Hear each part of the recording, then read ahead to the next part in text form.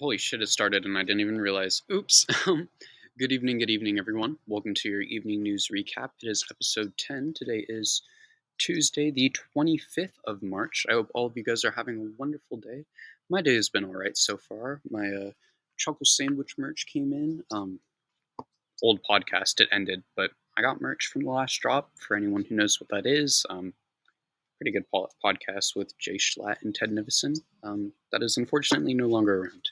But anyways, that being said, got a lot to cover. Not really.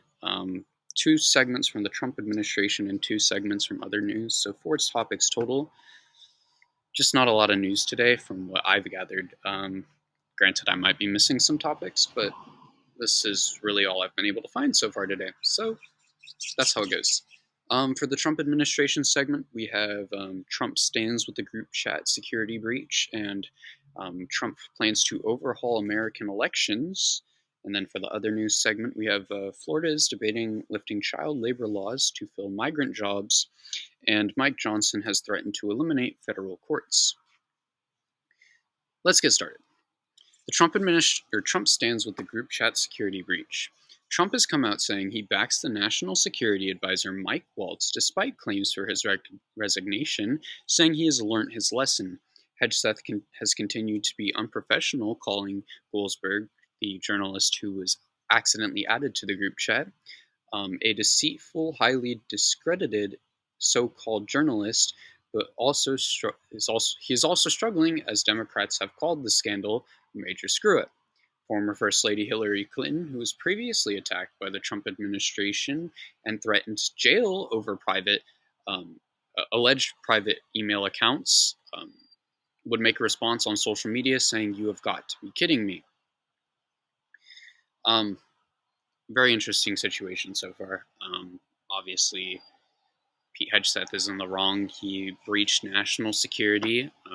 There's no getting around that. There's no changing that fact.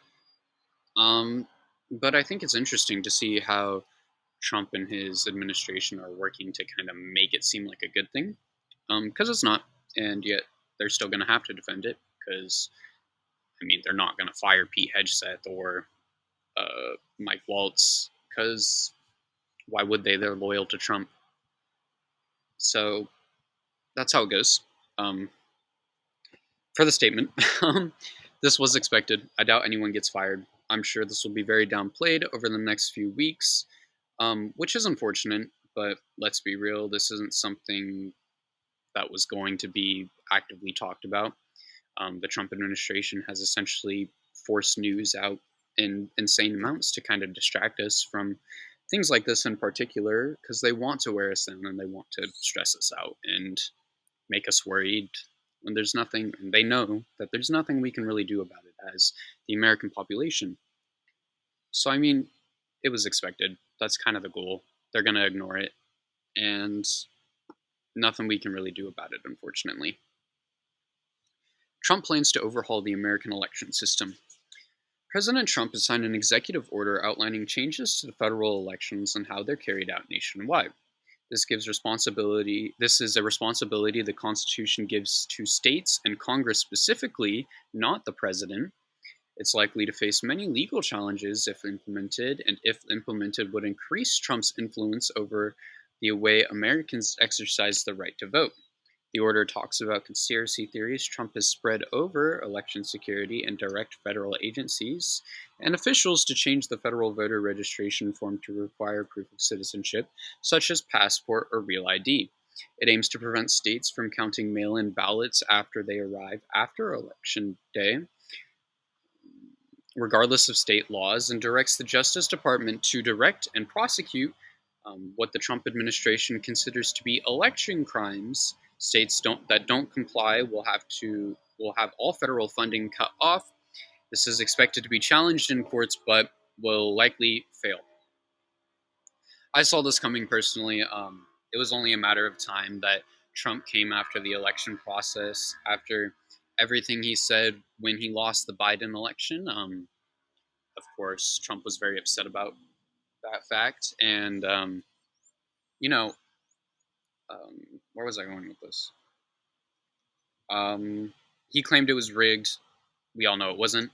I do agree that the American election system is not the greatest. I think voting for electors specifically and not having the American people actively voting, although Americans are stupid, isn't really the best way to go about it. I think the popular vote, in a lot of ways, is something that should be considered, but that's just my own personal opinion.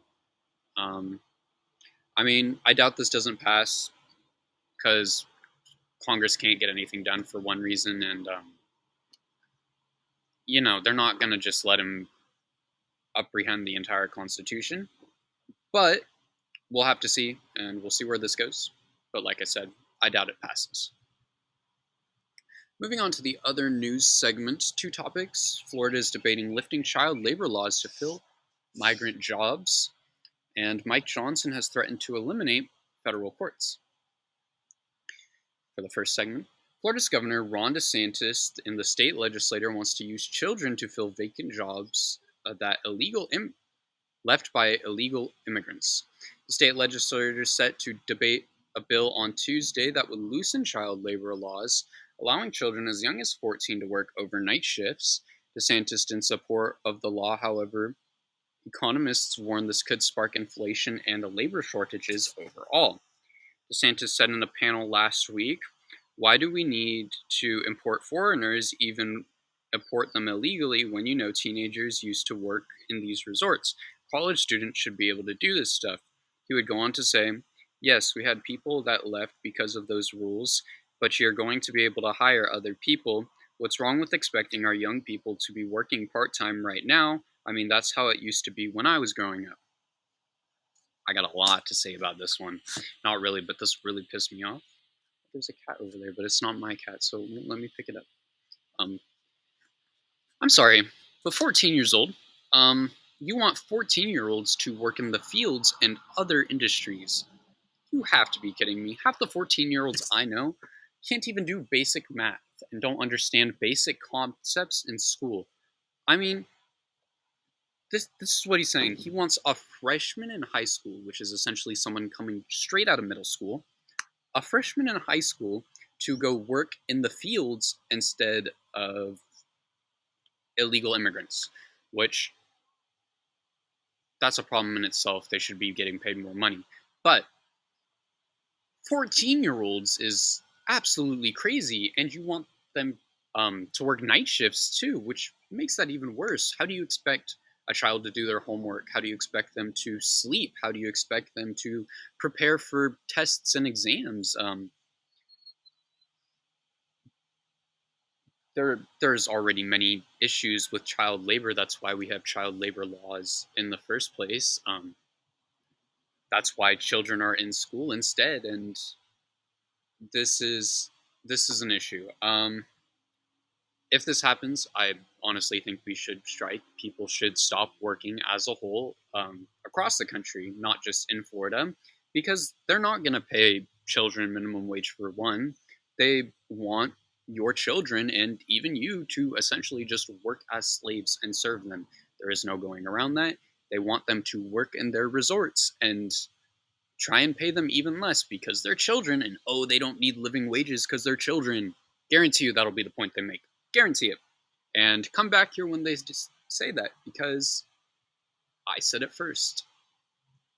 But yeah, no, this is absolutely fucked up, and it's sick. Rich people suck ass.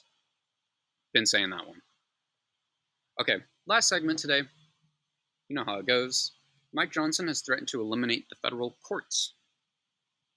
Today, House Speaker Mike Johnson floated the possibility of eliminating some federal courts. This seems to be the latest move by Republicans to prevent actions from the Trump administration being blocked. In addition to funding threats, Trump and his allies have already called for the impeachment of many judges. Johnson told a reporter on Tuesday, "We have the authority over federal courts, as you know. We can eliminate an entire district court. We have the power of funding over the courts and these other things. But desperate times call for desperate measures, and Congress is going to act." Congress has eliminated courts in the past. In 1913, Congress abolished the Commerce Court, and judges were redistributed to federal appeal courts. there's a lot of issues with this one. I think corruption is a big one, of course. I mean, if you just get rid of the judges that are going to oppose Trump in any situation, it causes issues because that gets rid of the majority who are going to go out against things that might be unconstitutional. You're essentially giving the president the power that he wants to have that he shouldn't have, and allowing him to just do whatever he wants. So, I mean, you can see the problem there. I mean, yeah. Not a lot of topics today.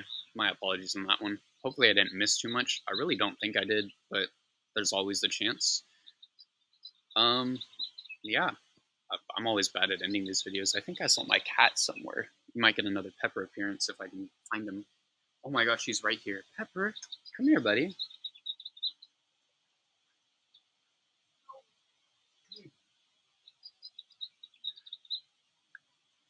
He's stuck under my truck and won't come out. Pepper,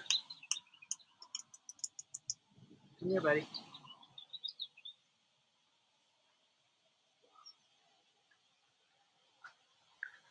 Daily Pepper appearance. He's doing well.